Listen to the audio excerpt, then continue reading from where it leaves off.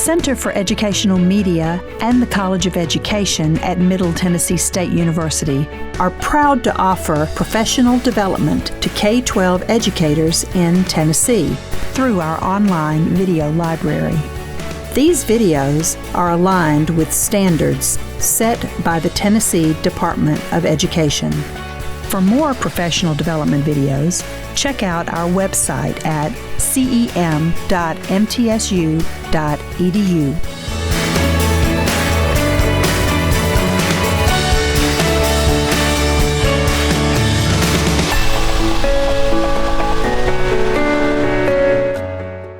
Welcome back to the School Counselors Collaborative at MTSU's College of Education. We are happy to have Ms. Nicole Hurt here today, talking about school counseling and advocating for your role as a school counselor. Ms. Hurt is school counselor at Middle Tennessee Christian School, and she was nominated by the practitioners in the School Counselor Collaborative for her good work. So Ms. Hurt, we're happy to have you here today. Okay. Thank you. All right. Good morning. Everybody's awake now, right? So I want to say thank you to MTSU for having a space that school counselors can collaborate with one another. I was here this summer, and there were probably 50 or so in the room, probably more than that. And I know it's hard to get people here on a school day. It was hard for me to get away. Yesterday, at one point, I had 4 girls crying in 4 different offices, and I thought, how am I going to be out of the office today if these young ladies need something today? So I appreciate you coming, because I know it can be difficult. So nobody wants to hear a presentation all about the person presenting, but my personal part of my story is important for you to understand so that you know why I advocate so much for the school counseling role. Then that's what we're going to do today, is talk about how you can advocate at your school for what we do, because there is a little bit, sometimes a lot of a misconception about what a school counselor does. So this is, I want to take you through just real quickly my journey to being a school counselor. And then of course you have to throw your family in there, because if you don't, they're like, Mom, why didn't you mention me, right? So I spent 8 years as a middle school and high school teacher, some in public school, some in private school. So I've been at MTCS for 17 years. And a lot of people, when I do presentations, think, well, she doesn't really have a bad job because she's at this private Christian school and they don't have any issues. We have every issue that you all have. It just looks a little bit different sometimes. So I deal with every situation that you could possibly imagine in the private school setting. But I do have 8 years as a teacher. And then what happened at MTCS was one day, my principal at the time said, hey, our guidance counselor, this was back in 2012, our guidance counselor is leaving. You want to do the job? And I was like, I'm a classroom teacher. I have no school counselor training whatsoever. But I knew eventually I wanted to be in leadership. And so I was like, okay, I'll give it a shot. And so I took the job and quickly learned that our school did not have any kind of comprehensive school counseling program in place. The reason he thought I could do the job is because, not at any fault of anyone, this person was doing more guidance counseling type things. She was sending transcripts and doing grades and doing schedules. And that is what he was like, well, you can do that. And so I quickly learned that I need to build a program from scratch. Then about 4 years later, after I'd done school counseling for a while, we got a new principal. And that principal said, hey, I'd like you to be my assistant principal. And I said, you want me to be your assistant principal and your school counselor for grades 6 through 12? Okay, I'll do that. And so that probably wasn't the best idea that we did, but it was the way that the format of our school works. With small school, we don't have all the people that can fill all the spots. And so for 8 years, I served as a school counselor and an assistant principal. And then 2 years ago, well, last year, we were finally able to have a middle school and a high school. And so we got a middle school assistant principal and a high school assistant principal that share that job. And now I am the sole school counselor for grades 6 through 12. So still lots of students under my care, but at least I'm not doing the AP role. All that to say, it has caused me to understand fully the role of a school counselor. And that's something we're going to talk about today, is what people think that we do. And then we're going to talk about what we actually are supposed to be doing. So I also want to put a plug in for the Tennessee School Counselor Association. What Amy was talking about, I'm one of the co-chairs with a lady named Joyce Hollins for the Professional Development Committee. So if you're interested in being on that committee, or if you're interested in attending some of that PD, I hope that you will do that. What do most people think school counselors do? So can y'all just call out some things? I already said a couple. Schedules, transcripts, guidance classes. Yeah. All those things. That's why I called this presentation, Advocating for the School Counselor Role. We do more than just your schedule. So like when my principal used to introduce me, he'd be like, hey, this is Mrs. Hurt, she does your schedule. I do like 1,000 more things than just the schedule, but okay. So just trying to get all of those people on board with understanding what it is that we actually do in a school. And so what I'm gonna do today is focus on advocating for the role in three different groups. I'm gonna talk to you about how we can, well, first of all, why does it matter? I mean, why does it matter what a school counselor does? Why does somebody need to know that? And then educating our students, partnering with parents, and then collaborating with our admin and teachers. Those are the three groups that we typically interact with as school counselors. And then I've got a little activity and kind of a what now that we're gonna do after that. So we're going to start with why does it even matter? And it matters because we are an integral part of the school. And if we are doing things that are not necessarily like inappropriate tasks maybe, or these paperwork tasks, all these things that we're having to do these little things, that it takes us away from students. If yesterday I had been giving a ACT during the school day, and I have those 4 young ladies who are having a hard time in my school, I would not have been accessible to them. So it's really advocating and helping our stakeholders understand why we can't do this so that we can do this. And I don't know if any of y'all are facing that in your school, but I'm seeing some faces that indicate maybe you are. So I did my entire educational specialist capstone at Lipscomb on the role of a school counselor and educating stakeholders on what we are supposed to be doing. Nobody does it great, and I don't do it perfectly either. I do things that I'm not under the ASCA model of what we're supposed to be doing. And those are just those fair share tasks. But for the most part, we want to try to be able to do the things that we can best support students so that we're not doing those little things, cafeteria duty and bus duty, all the time. I worked in the cafeteria for 3 years, and finally I was like, I cannot do the cafeteria anymore. This is taking 45 minutes of my day that I need to be helping students, because lunch is a great time for me to get some of my students that need me. So, and it's often misunderstood. Within my capstone, I found a survey that ASCA had done, that they asked principals and administrators if they could answer these questions about school counselors. This is appropriate, this is not appropriate. And there were many of them that didn't even understand what we were supposed to be doing, and here we are working in their schools. So just trying to get that, just trying to advocate for that role. And Amy Baltimore this was perfect, because the first thing I want to talk to you about is titles do matter. I saw somebody shake their head when somebody said, are you still called a guidance counselor? And somebody said yes. It's a really hard term to get them to stop saying. But it took me 2 years, but I finally have gotten at least our school president to stop calling me the guidance counselor.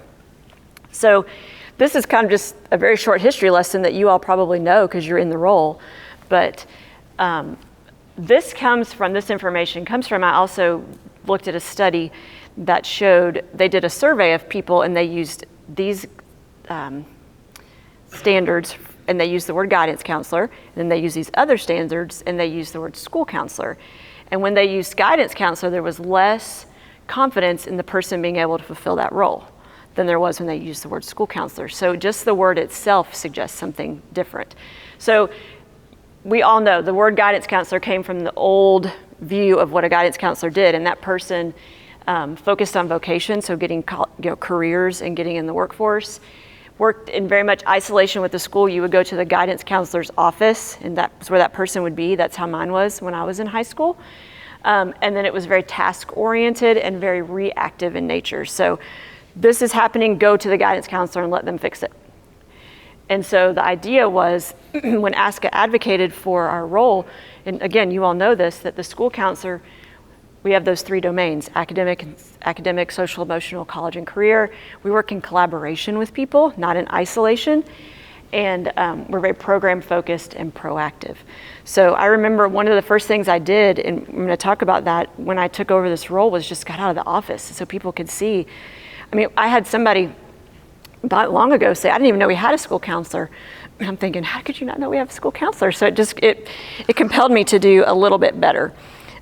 But it does matter. So if nothing else, when you go back to your schools today, try to advocate for them not to call you a guidance counselor anymore, or gently correct if someone calls you a guidance counselor, so they can reference us as a school counselor. So we're going to go through, like I said, 3 groups. We're going to start with students. I gave a paper to you, just if you wanted to take notes.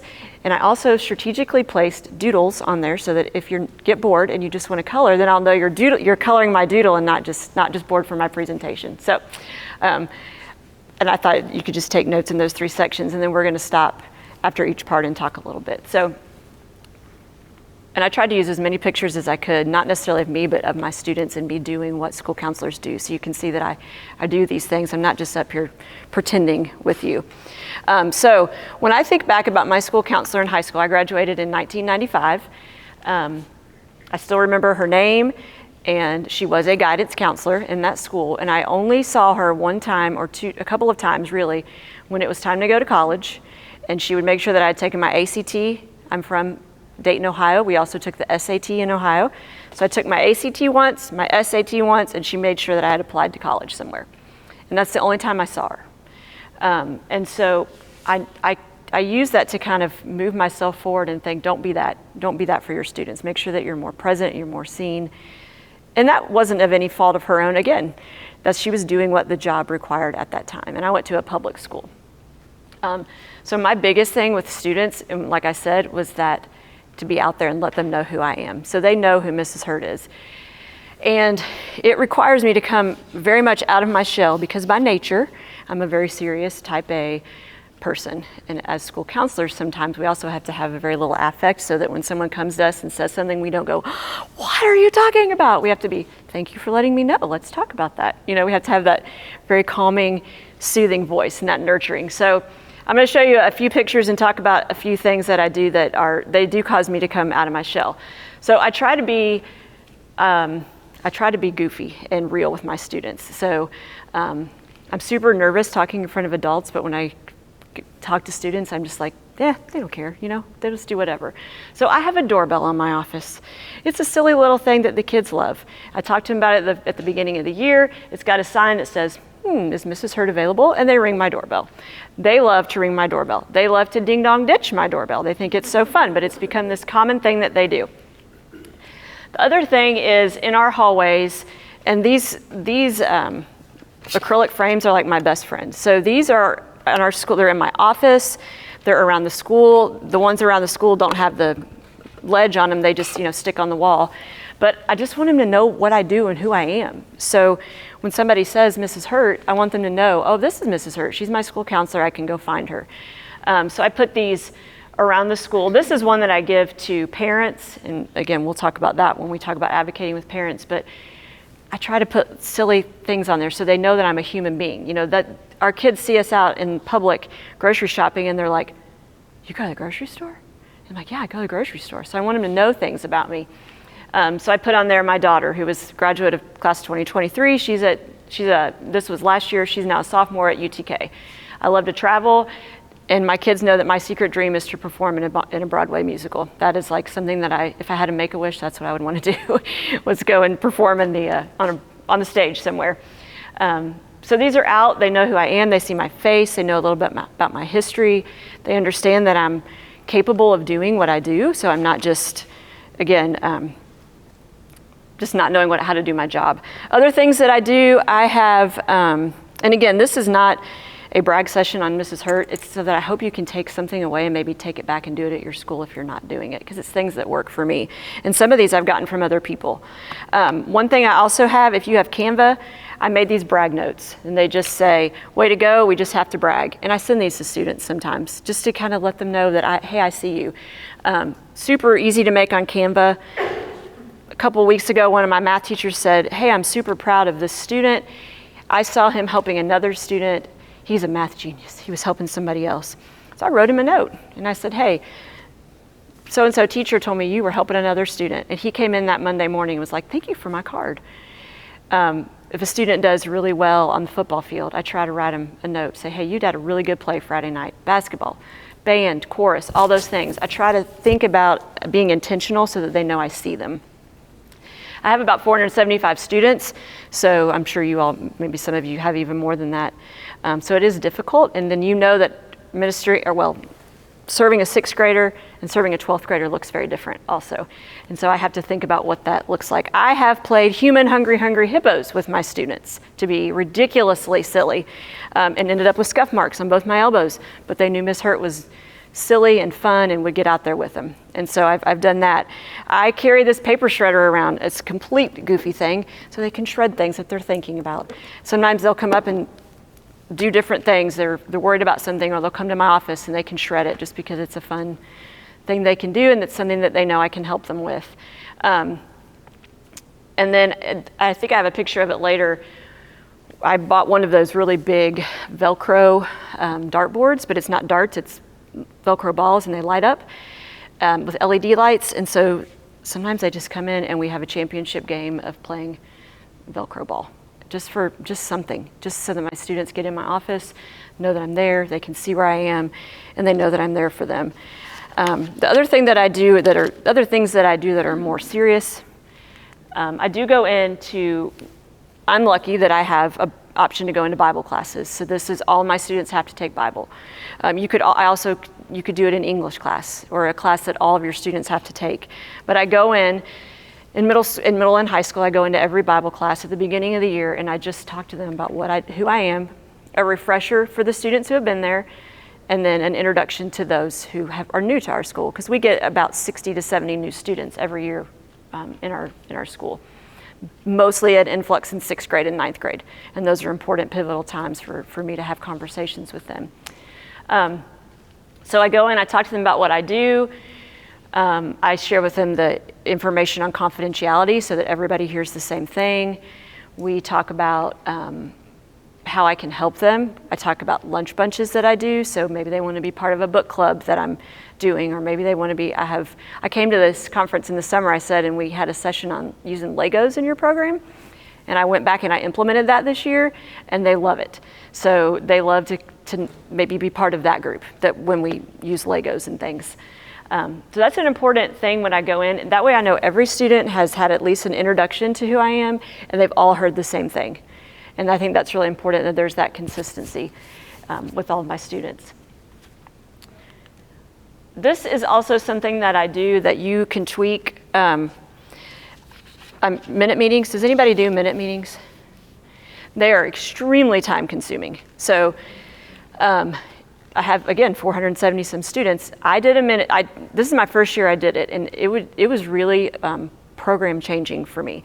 So what I did was I went in and met with every single student. I sat out in the hallway of the class, and they just came out real quickly. The teacher and I had worked it out. I got their permission. I came in there, and we just talked. So the student would come out. I asked him use 3 words to describe yourself to me. With my middle schoolers, I asked, tell me some of your close friends, because I wanted to make sure that my middle school students could tell me at least one person they felt close to. And it was a really red flag for me if they couldn't tell me anybody. And so I knew to put that on my radar. Oh, you need to check in on this person, because they couldn't even name a person that they felt close to. I asked them to tell me something special about themselves. And then I did do, I said they could either use words.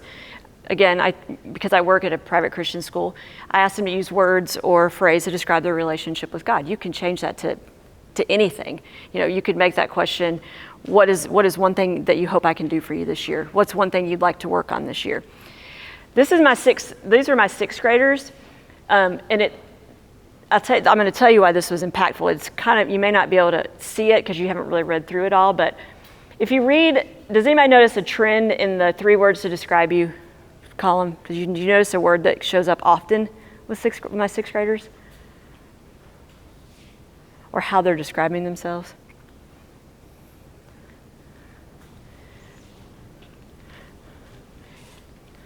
Maybe not. Athletic shows up a lot, yes. So these kids, and so does fun, energetic, and funny. So middle school kids want to be liked. They want to be the life of the party. They want people to like them. They want to be athletic. Let me tell you, some of these kids that told me they're athletic, they're not athletic. But that's what they think is the right answer. And I say that to say this. And then look at some of the things they told me, like I like to play baseball. I like sports. I want to be good at volleyball. I've been at MTCS for 8 years. I'm a flyer for cheer. Then you move up and do this, and these are my 12th graders. My 12th graders are mindful. They have integrity. They're kind. They're joyful. They're communicative, optimistic, passionate, driven, like they change. This was so eye-opening to me to see just how much my students grow from 6 through 12. I guess I knew it, but I didn't fully understand it. And then the things that they told me about themselves, like I remember crying in some of these meetings with my students because I thought that was special for them to share, or I didn't know that about this person. And it's just little things like, I strive to be the best version of myself every day. I won't stop doing something until it's how I want to do it. One of them was, I want you to be honest with me, don't sugarcoat it.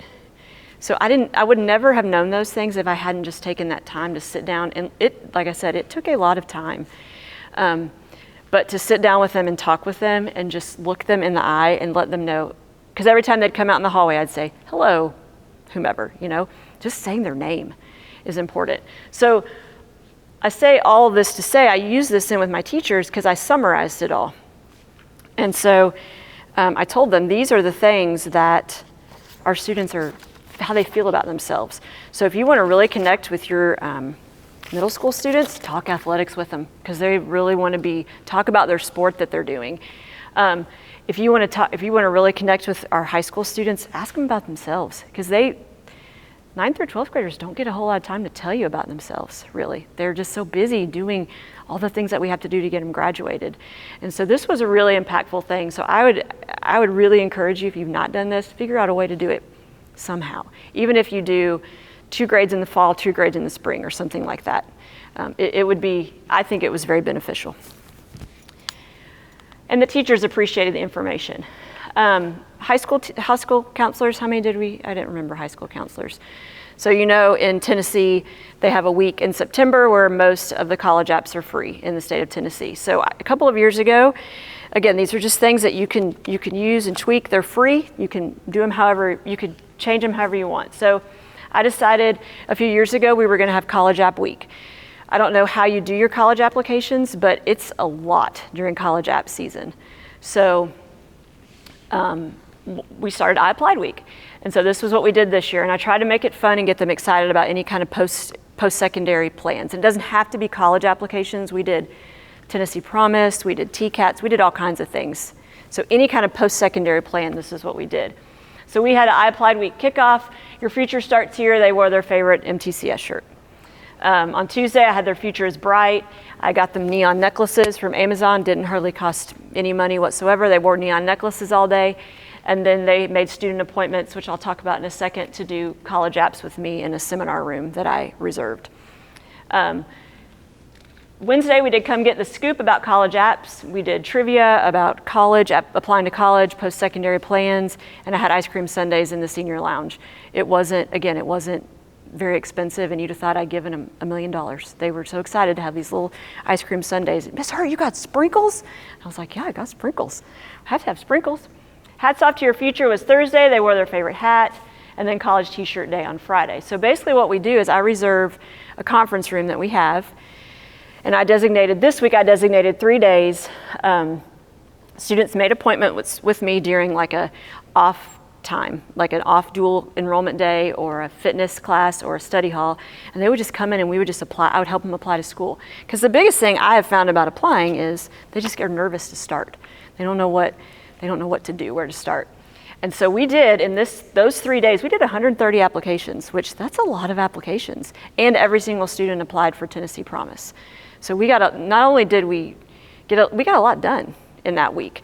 So of course, then you have to send 130 transcripts, but it was worth it because then you got that week taken care of. For the most part, everybody at least had a jump start on something. And so all those people that were like, I don't know where to start, they at least got to do something that week. And so that was good. So we did Tennessee Promise. They brought their resumes that we had worked on, but the nice thing was also we saved parents money, so, on the application fees. So again, these are just things that you can go back and do with your students. The other thing that I do is try to promote the program is especially in February during school counseling week. I just try to do, again, just fun little things that remind them what your school counselor does. Because by February, you're already into the school year. So I just went online and I found these little Valentines. They say they're goofy. My seniors were like, Miss Hart, we go together like donuts and coffee or bacon and eggs, right? I attached a little Jolly Rancher to them, signed my name, cut them out, and I just went to the classes and I gave them out. And I said, hey, school counseling week, just want to make sure you remember who I am. And then we just kind of laughed about cookies and milk or spaghetti and meatballs, whatever it was. Then another day that week, I went into the class and gave them all a sticker that they could put there on their phone or their computer. Just calming techniques, grounding techniques. And then the last day of that week, I had popcorn for everybody. I went to lunch, and it says, pop in to see your school counselor, Mrs. Hurt. And it was just something quick that I could do. And then if you I don't really have a budget at MTCS for my counseling programs. I just have to go ask for money, but you probably have a budget, and you could budget this into it. If you don't have a budget, you could find things that are free. These were free. You don't have to put a Jolly Rancher on it. You could just take these and give them to the students. The other thing I do during that week, just to make sure that they are thinking about what the school counselor can do, is, again, I went online and just found some of these things you can make if you type in school counseling week resources. I made some of my own. I just make like a display on the wall that just reminds them of the different things I do. So in middle school, I had this one just kind of goes together like a pennant. Tell my counselor about a friend who may need help. My counselor wants to help me. My counselor cares about me even when I mess up. I put that up. I put some of those little LED twinkle lights around it, and you've got a quick display that just reminds them, hey, this is just a reminder, school counselor, this is what we do. So just trying to think about all of those things. And then maybe some trivia. Sometimes trivia is fun. Whoever is the fifth caller to the office, come get a whatever. And you could do something. You could do I don't know. Our kids don't get to wear jeans, so jeans passes are like huge things for them. So we can give away, jeans passes and things like that. And then the other thing, I don't know how much you get into classrooms. These are just some examples of some classes I've done over the years. I try to get into all the classrooms 1 or 2 times a semester. So we used to have an elementary school counselor who would do like the guidance lessons, I forget who said that. But that's just difficult in our jobs, and we know that. It's just really hard to get into classrooms.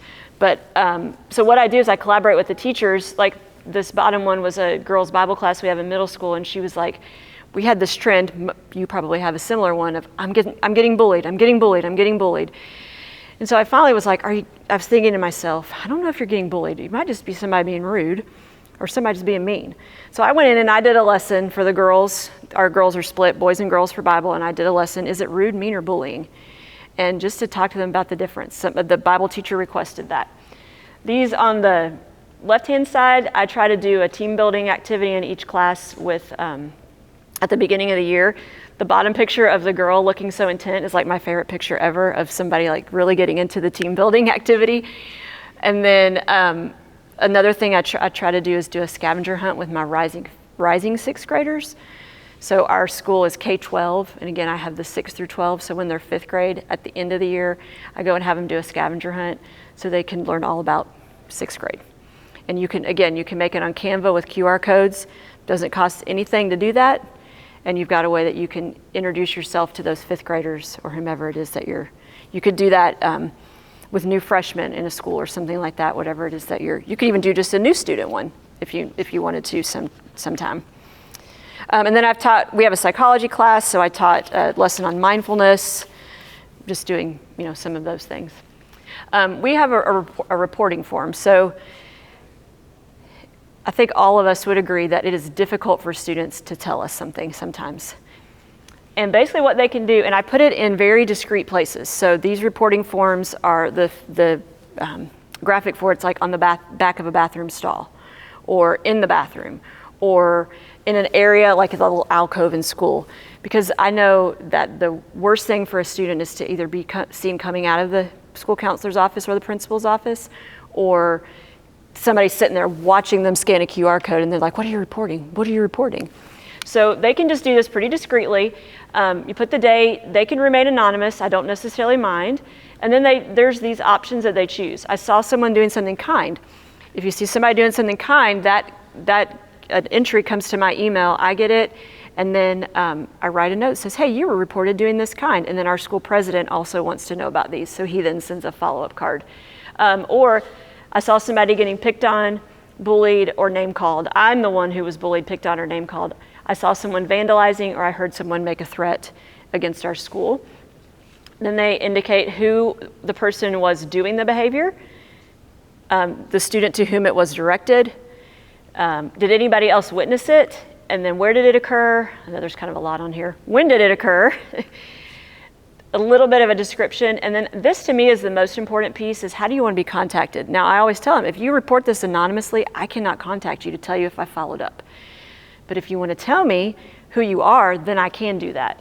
So do you want me to email you? Do you want me to text you on your cell phone? Do you want me to contact you during school, after school, before school? And this just allows them to have some say in how I follow up with them on that. This has actually been really successful. At first, when I first implemented it, I got the goofy reports, and I had to teach them how to be serious with it. But after a while, because at first I thought, I'm going to get report after report after report, but I really don't. The people that use it typically come and use it for the reasons for which it's intended. So I'm thankful for that. All right, that's a lot about it. Advocating for students. So we're going to move on to parents. So with parents, I have no idea what the involvement level is in your school with parents. I remember student teaching in 1999, and I student taught at Antioch High School, and I never saw a parent. And then I taught at Buchanan Elementary School here in Rutherford County, and I saw parents sporadically. At MTCS, our parents are very involved. And so they're a partnership for me. You are too. We are caring for their greatest asset and their greatest blessing. And so I always tell my parents, I try my best. I do not do it perfectly, but I always try my best to remember that the person in front of me is someone's child. Even when I'm frustrated, even when I'm angry at what they've done or what I'm trying to do. So partnering with parents is a huge part of my job. And one of the biggest parts of that is just educating them on what we do. And so hopefully you guys get an opportunity to be in front of parents at open house. Does anybody get that opportunity? Hopefully. Even if you just get 10 minutes to talk about your program. And so I give the parents a very similar, does this one have a link to it? I can't remember. It may not. Okay. So basically I get a table at open house and I put my computer on it and I have this presentation running so they can see it. And then I also put some more of these on the table so they can access different things. And we just this presentation just kind of goes through what I do for their students. That's just a very small thing. The other thing that we have, I'm not sure how y'all communicate with parents. We use the Remind app. So we have grade level reminds. And so that's just a quick way for us to communicate with parents about, like this week was HOSA week. So every day we would send home a message real quick that said, hey, tomorrow's dress up is green, purple, and blue day, whatever it was, it just depended. But just that communication that they can keep hearing from us. Then I have, and this is we have a thing called the Cougar Connection, which is a weekly newsletter that goes home to all of our parents. And so this is in there. And students can also use this, scanning the QR code to make a non-urgent appointment with me. So I spend a lot of time making sure that parents and students know if this is an urgent matter, don't use this QR code. If you've got something immediate, you need to contact me a different way. But again, just giving them lots of different ways to access communicating with the school counselor. Lots of QR codes. I know you're probably like, she uses QR codes for everything. But then that again gets sent home from parents, and then this again is one of those flyers that I have up in the hallway, just so students know where they can access me, how they can. There's my email, there's my phone number, and again that QR code. And on the QR code it'll say, your name, you want to meet about an academic issue, a social emotional issue, a college and career issue, and we just so that we can meet and talk. If you scan those, you should be able to see those. So I think the big thing with parents is just making sure that we're communicating with them and making sure they know what we do. Probably, so with minute meetings were probably the best thing I did with students. This next thing is probably the best thing I've done with parents. And it surprised me that they took to this so well. So I was noticing, and the past several years, and you all know this, that our students come to school with all kinds of things going on. And they might go a week or two with somebody just saying they're just not right, and then you'll finally figure out what was going on. Maybe mom or dad was sick. Maybe they found out they were moving. It could be anything. They could have had a flat tire on the way to school that puts their whole day in a bad mood. Starbucks could have gotten their order wrong, and they just get put off right for the day. So I started this, and I tweaked this and borrowed it from somewhere. I just don't really recall where it was, and I don't know that it was called Handle with Care, but we have a Handle with Care program at MTCS.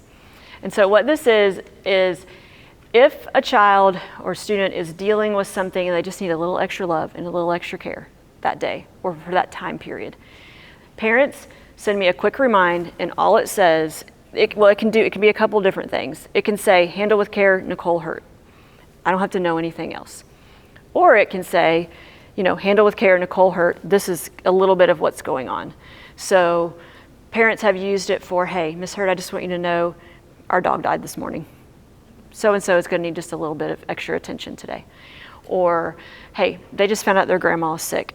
I had to go on a business trip all of a sudden and they didn't know about it. Or something that's not like your Starbucks order, right? So something that's more significant.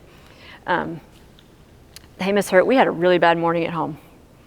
The uniform shirt wasn't clean and it just sent us on a spiral of bad things at home. And so all that does is it prompts me to, they don't have to give me explanation if they don't want to. But then what I do is teachers, only that student's teachers will get a text from me and an email, and I'll show you that in a second, that just says, Handle with Care, Nicole Hurt. They don't get any details or any other information. And they just know that day, so-and-so may not be themselves. And just give them a little extra care that day. Not excusing bad behavior, and I make that very clear that this does not excuse a lashing out or bad behavior. It just is to let us know you need a little extra care. And then I just casually check in on that child. So most of the time, the students don't even know their parents contacted me. So I go into that classroom, lay my eyes on that student once or twice a day, and I've just kind of checked on them. This is the message that the teachers get. It's just a Canva graphic that says the student is experiencing a difficulty and needs a little extra care and love. That's it. And we send it. I send it to just those teachers. And it is a way that parents feel safe to share things. I've had very significant things shared with me where they've given me a lot of details, divorce or things that they're going through that maybe they normally wouldn't have shared. But it just gives them that safe opportunity not to think somebody's all up in their business, but they do still have an advocate for their student and for them, really. Then a couple of other things.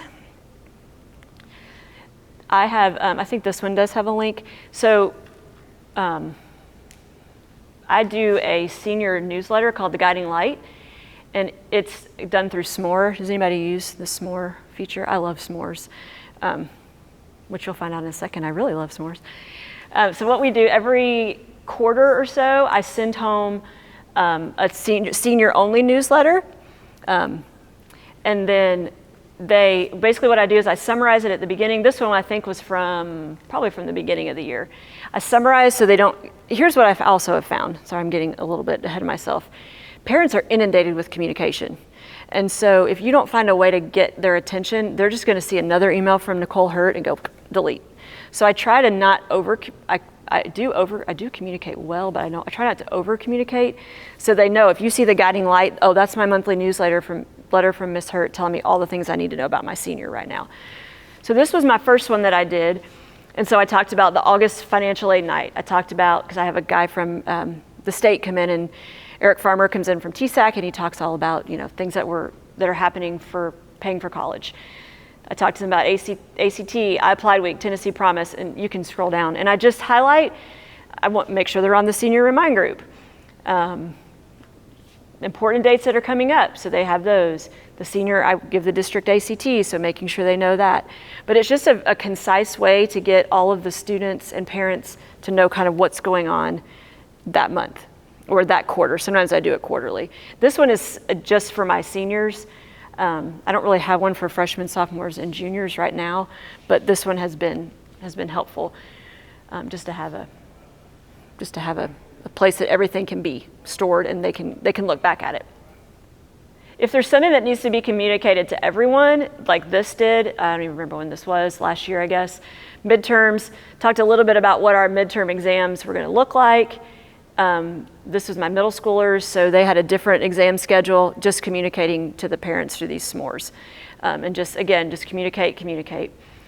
I don't ever want a parent to come back and say, well, I just didn't know about that. So I'm making sure that they are well informed of everything that's going on within the school and the counseling program. So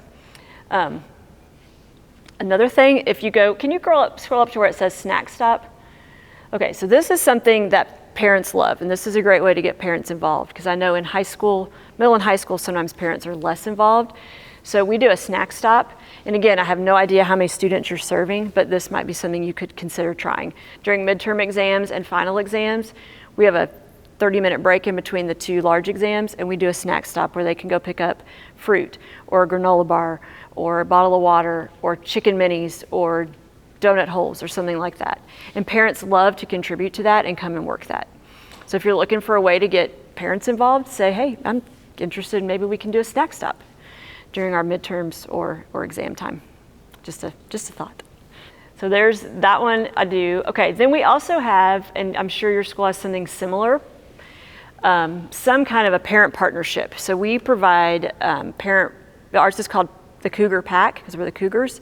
So we have the Cougar Pack, so parents and community is what that stands for. And this is done through our spiritual life department and the school, but mostly through the school counseling office. And so we have, we just bring in different speakers for coffee with the counselor or during a lunch and learn. So last year we brought Renee Chambers in, and she did anxiety in children. This past October, we did a Spiritually Connecting with Your Child workshop with Colton Shannon from Voices of the Heart. But anytime you can get parents on campus just to have a little bit of information, we did a needs assessment beforehand to talk about what they might want to learn about, what was important to them. That's where the Spiritually Connecting came in. And then all of us can know that our children are anxious and stressed.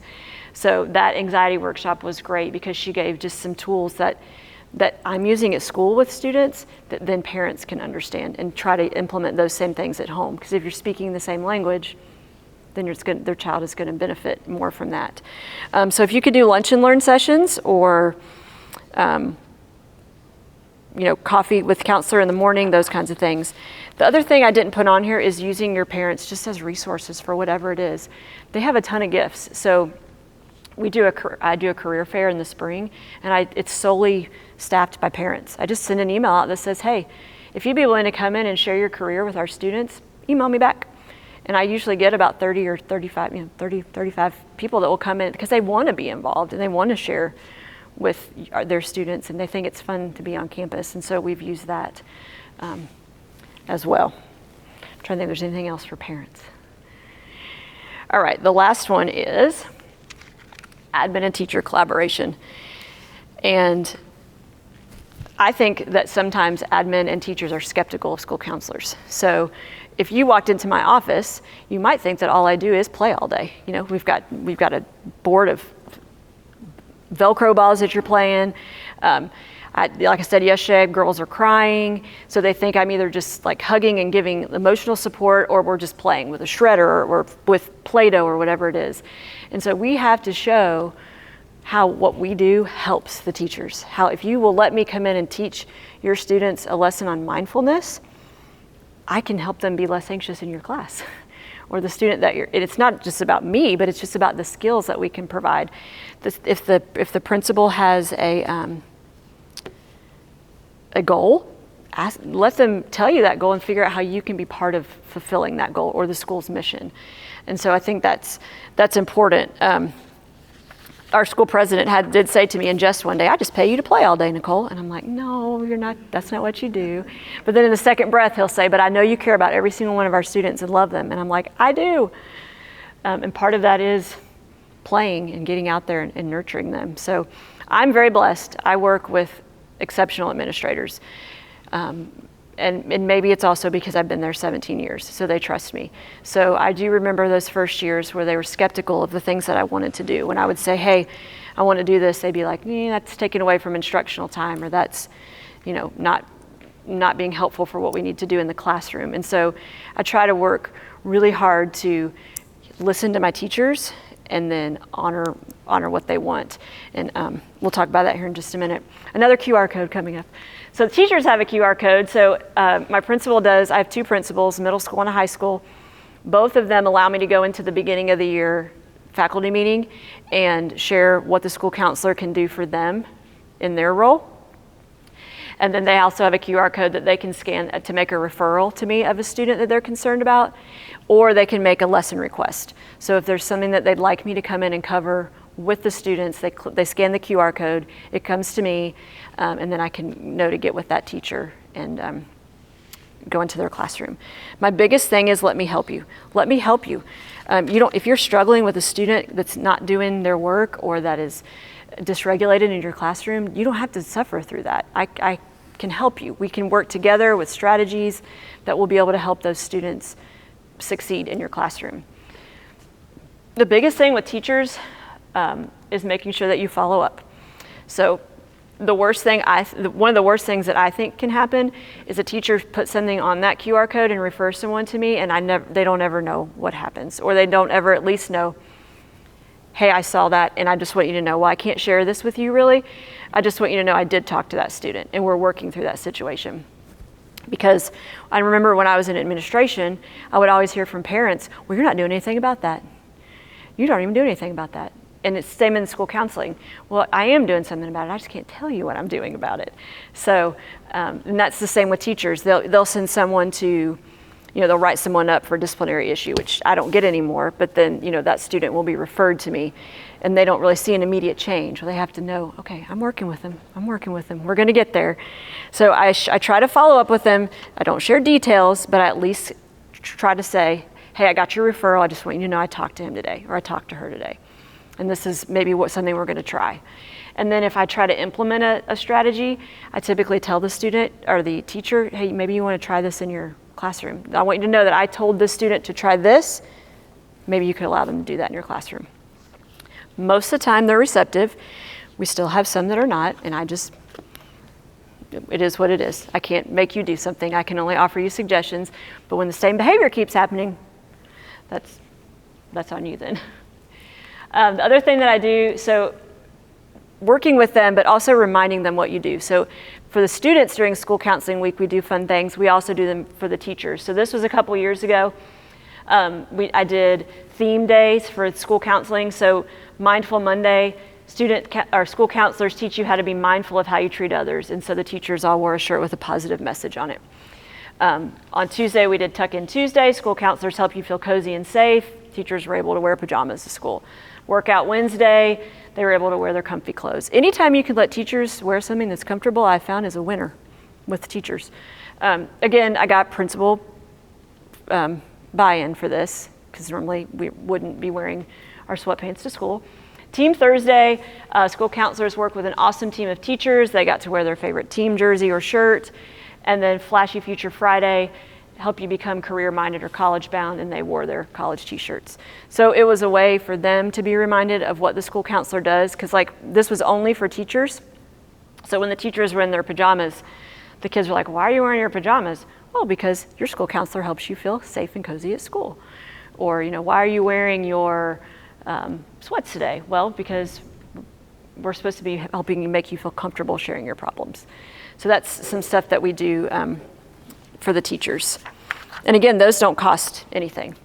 And then the other part of that is reminding them that we work together. So during College App Week, the state provides a ton of resources for this if you haven't used them. One of the things they provide is like a door sign.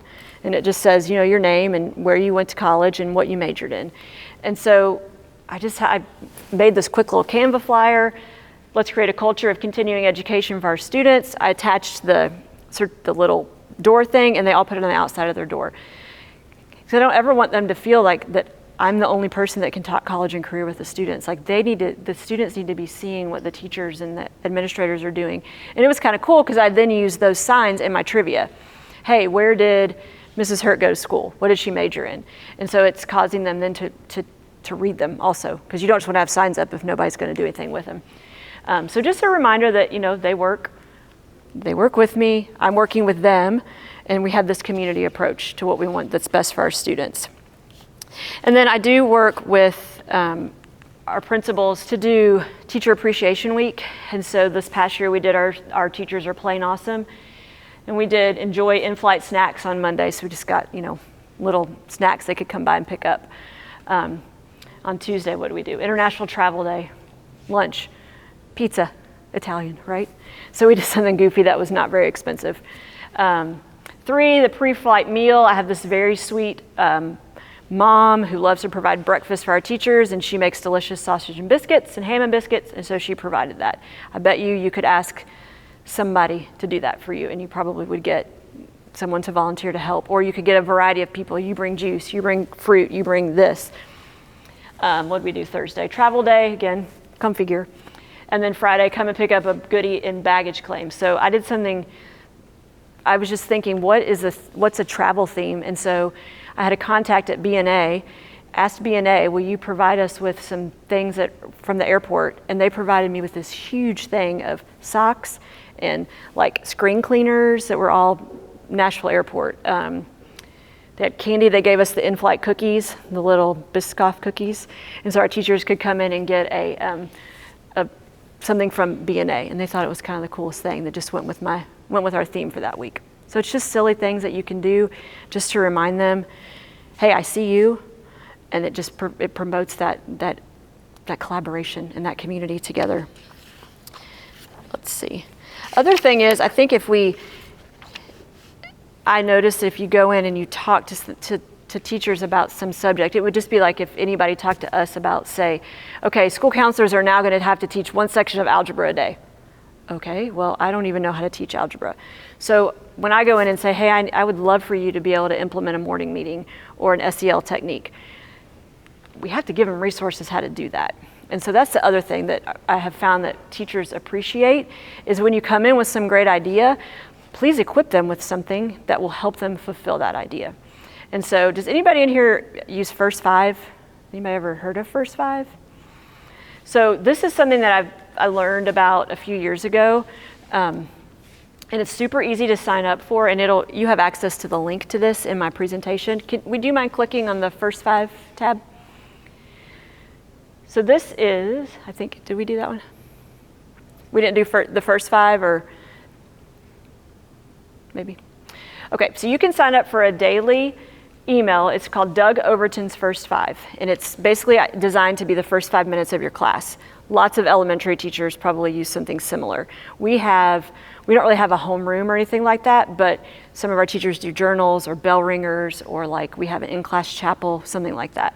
So what this is you will get every day, some of them are really dumb and kind of goofy, and I don't use them, but every day you get a connect. So every day I'll give you a meme, so you could, what does that say? Arby's employees are in for your side, curly fries please, and then it says, what is that? I'll have potatoes. I mean, that's goofy. But you could put that up and kids might laugh. Then you could scroll down, and you always get a set of 4 or 5 questions. So this would be easy to start. Like if I asked my teachers, hey, I would love for you to implement some sort of SEL in your classroom, this is a perfect way to do it. And you're giving that to them. So there's shallow questions, serious questions, and then like a shallow one, would you rather sit with the resting lion for 10 minutes or run across a hungry alligator? Some of them are just very silly, but some of them are a little bit more serious. When's the last time you did something for nothing in return? It just starts a little bit of a good conversation to get your teachers connecting a little bit with their students. Okay, and then if you scroll down, it also gives you an at the door greeting if you want to greet your students in a funny way when they come in. So every day, again, a meme, questions, a door greeting, and then you just keep scrolling. A quick connect, it will always give a choices. So one of them one time was all the different flavors of Gatorade, and what is your favorite type of Gatorade? And I have never seen middle school boys like defend Gatorade the way they defended Gatorade. And it was so good because it allowed us to then go into a lesson about communication and other people's opinions. So it was great. But this one is, what's your ideal Friday night? And it just gets people talking about things, and you're just getting to know your kids just a little bit more. And your teachers could use this. Then it always gives you a care, so a check-in. How's it going? This one was obviously around Halloween.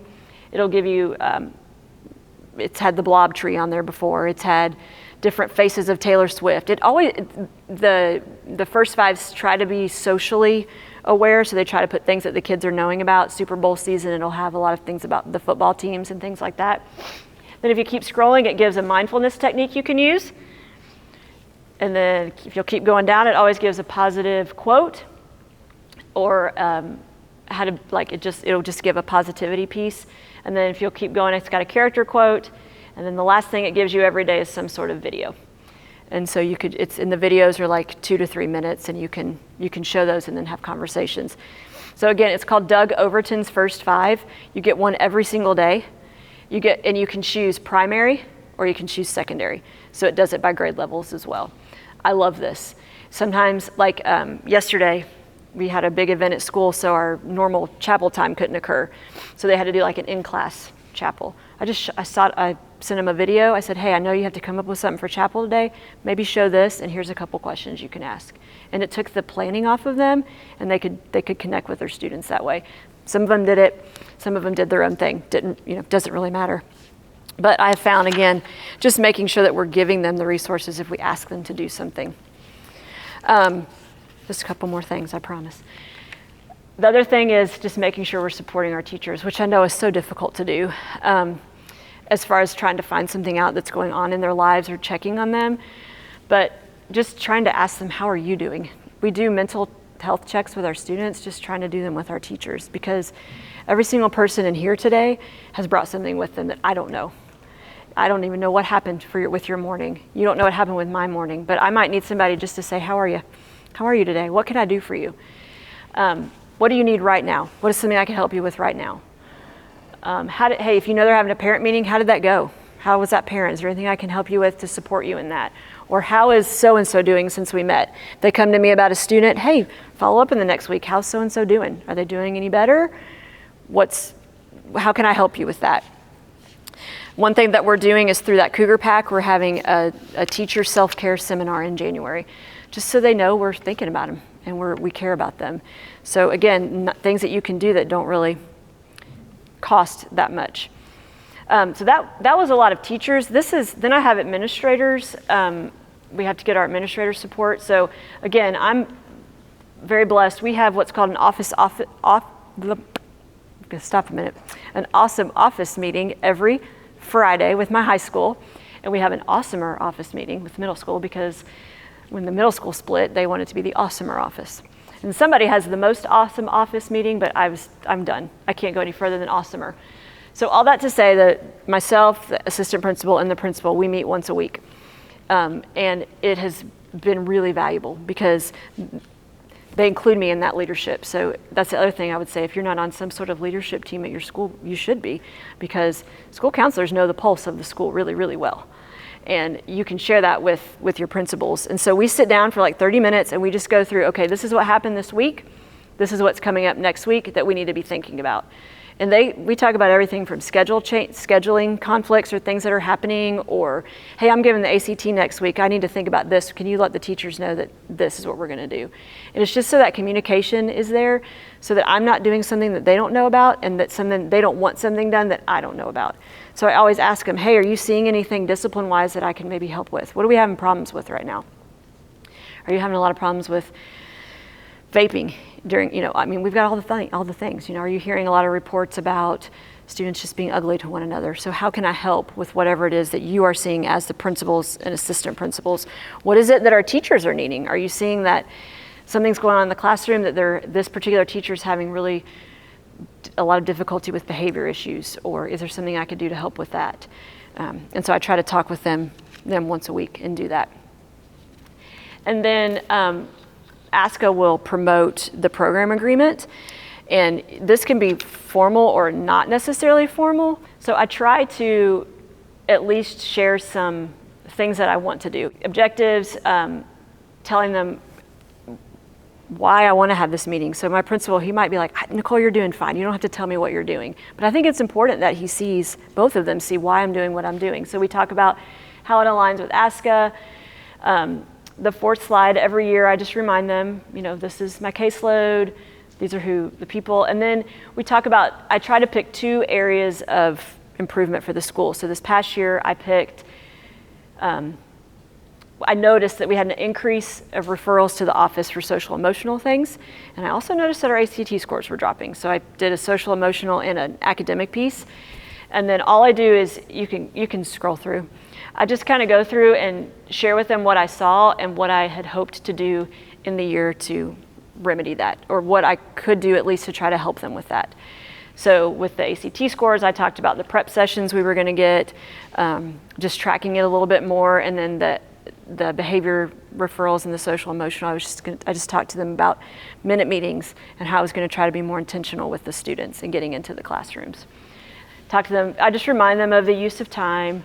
I don't remember what else I put on here. Yeah, the fair share things that we do. Let's see. Things that I would like to go through for professional development, so that if I need money, at least they can think about it in their budget. Let's see, different committees that I'm on.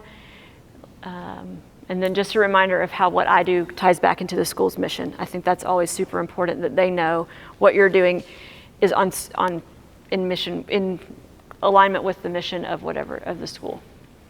Okay. So you could do this with students or with teachers. And it's just a visual reminder of, I'm going to do it this year for School Counseling Week. I haven't done it before with my students necessarily. I'm probably going to regret it because I'm going to have to make a trillion of these. But basically it is just, let's learn some more about the school counselor. And so in there is everything you need to make a s'more, but it's just a good way to remind, this would be a great beginning of the year thing to do with teachers at a faculty meeting and with your students. Just reminding them, so it's a little bit cheesy, but that the bottom cracker is the support that we provide.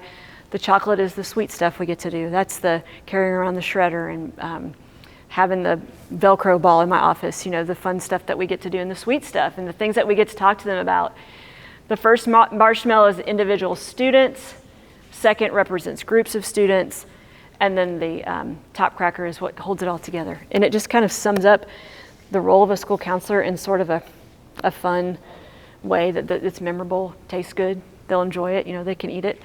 And then maybe when they have a s'more, they'll think, oh yeah, I remember when Miss Hurt did that with us. And it was just kind of a fun reminder of what we do. So, ton of information, I know. On the paper that I gave you, I was hoping you could think of one thing that you could take back, that you could start this year, or maybe at the semester when it starts over in January. Just an idea, because I just think our job is so important, and I think people just need to know what we do and what we can do to help students. And that's why we do this job, is because we care about the students so very much, and we want them all to be well-rounded people. And so I'm thankful for the work that we do, but I also know that it's hard. And so hopefully this has provided you some resources that maybe you could take back and try one thing, this next week or something, even if it's first 5 or something like that. My contact information is on here if you want it. You could also look me up on the Middle Tennessee Christian School website. It's on there, and it would have my contact information as well. So Ms. Nicole Hurt, thank you. Lots of practical ideas. I love the charts. I love the QR codes. So thanks so much for these ideas.